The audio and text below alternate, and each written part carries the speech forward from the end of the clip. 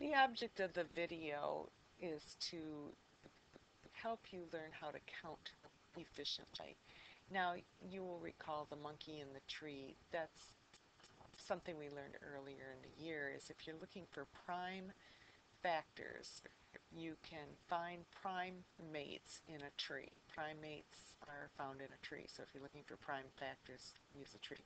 But in this case, we're going to use the tree for something else. We're going to use it to help us count. Combinatorics is the study of combinations, counting, and so this is just a rough introduction to that. For instance, a very common problem that you run into is you have 5 main courses, 3 fruits, and 2 veggies. If you take one and only one from each category, how many different possible meal combinations are there? So we make a tree to help us count. You can see you can see that I have the main course number 1 here. And if I pick main course number 1, I would have a choice of 3 different fruits that could go with that main course. And I also would have a choice of 2 vegetables. So just with main course number 1, I would have one choice here and another choice there, depending on whether I put veggie 1 or veggie 2 with fruit 1. Then if I decided to go with fruit 2 and the main course, I would still have 2 veggie possibilities. And if I decided to go with fruit 3 with the main course 1, then I would still have 2 veggies. In other words, with just picking main course 1, I would still have 6 different possible combinations. Suppose I didn't pick main course 1. Suppose I picked main course 2.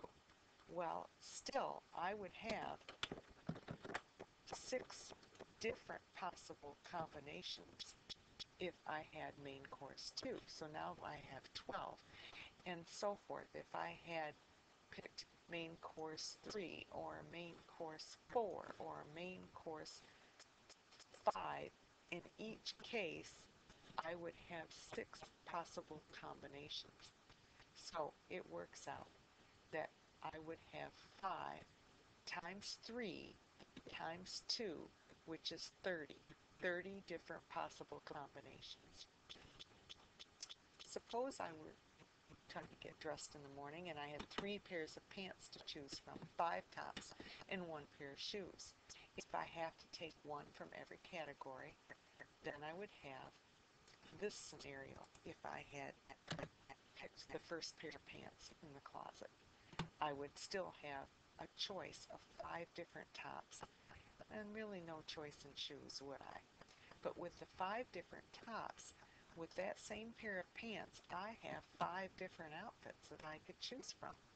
But suppose I didn't pick pair of pants 1, then I could pick pair of pants 2, and I could still have 5 trousers or tops, I'm sorry, tops to go with pair of pants 2. So that's another 1, 2, 3, 4, 5 outfits. So now I have 10 outfits that I could have chosen from. But suppose I picked pair of pants number 3, then in that case, I would still have another 5 different outfits to choose from. So now I have 5, 5, 5, that's 15 different outfits. Or I could just multiply 3 times 5 times 1 different outfits. The general rule is that if you have these different categories, A, B, C, D, and E, and A are the number of items in category A, and B are the number of items in category B, and C is the number of items in category C, and you have to take one and exactly only one from each category. Then you have A times B times C times D times E possible combinations. You just multiply. They call it the multiplication rule. So if you have 50 colors and 50 models of car and 10 upgrade packages, there are a total of 50 times 5 times 10, or 2,500 different kinds of cars that you could pick from.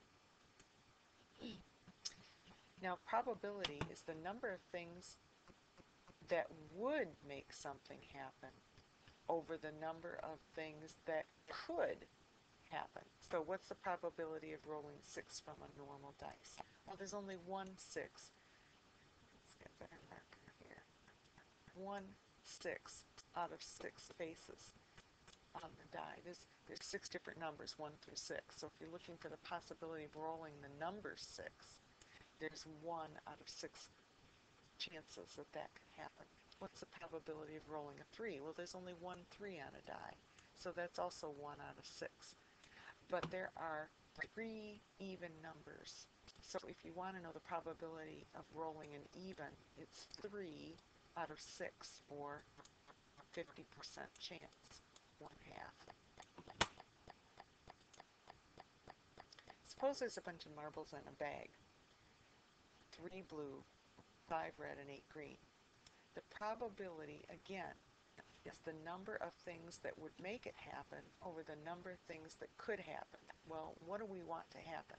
It says if I reach in without peeking, what's the probability of choosing a red?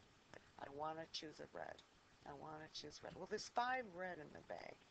So that's the number of things that would make it happen. 5. There's 5 ways that I could choose a red. Now, the number of things that could happen, well, how many marbles are there total? There's 16 total. So this is the number of things that could happen. I could pick out a blue. I could pick out a green. There's so many blue and there's so many green. There's so many red. There's a total of 16 things that could be taken out of that bag, but I'm only looking for 5. So the probability is 5 out of 16, and I can turn that into a percent if I like. Now suppose there's a bunch of clothes in the drawer. There's 3 shirts, 5 pants, and 8 socks. What's the probability if I don't peek that I would pick a pair of pants? Well, there's 5 pants and a total of 16 items. It's the same problem, isn't it? And so we have a probability of 5 out of 16 that I would indeed pick the pants. The diagram shows the outcome of flipping a coin. You can see heads and tails here. That's all you could get is heads and tails. But if you're also going to roll a die, well, then you could flip a head and get any number on the die, or you could flip a tail and get any number on a die. So there's a possible 12 different outcomes here. So looking at the possible statements here, which one is false? The probability of attaining an H6, that's right here, H6. What's the probability of getting that? Is it 2 out of 12? No, it's only 1 out of 12. There's only one way I could roll a 6, an H6. So this is the answer that's false. Now this is true. There's 12 possible outcomes. You can count those. The chance of flipping a head and rolling a 5, that would be this one, the head and rolling a 5. That is 1 out of 12. And the flipping tails and rolling a 2 is about 8%. I had to calculate that out. Rolling a 2, let's see, flipping a tail and rolling a 2. That's 1 out of 12. And 1 out of 12 is 8.3%. Got the decimal in the wrong place here, but you get the idea. So this is actually a true statement. There, I fixed it. 1 out of 12 is, if you divide it, you get 0.0833. So it is approximately 8%, and this is also a true statement. So the only false one is this one.